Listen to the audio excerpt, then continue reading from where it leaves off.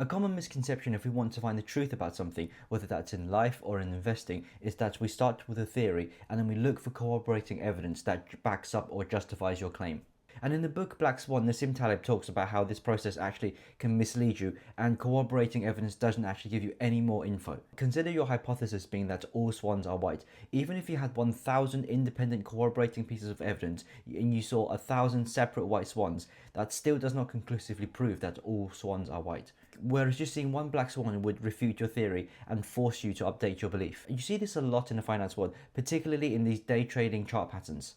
So for example, you get things like the head and shoulders pattern or the cup and handle pattern. But the problem with these so-called patterns is that they can be retrospectively fit on basically any chart. It misleads you and it gives you a false sense of confidence because you're putting these things on after the fact, which explains why at least 80% up to 95% of day traders actually lose money, and most of them end up making money just by selling courses. Quantum physicist David Deutsch says we need to take use of this asymmetry, in that when we saw only one piece of disconfirming evidence, the one black swan, that was far more valuable than seeing 1,000 white swans. So we have to start with the other way around. We start with a conjecture or a bold theory, and instead of looking for corroborating evidence, we have to actively look for disconfirming evidence. But through this process of coming up with a bold conjecture and theory, and specifically looking for disconfirming evidence, that's how we get closer to the truth. It doesn't come naturally to humans, because naturally the human brain wants to stay consistent, and we naturally look for things to back up our original worldview. But if the goal is to search for truth, we must look for disconfirming evidence.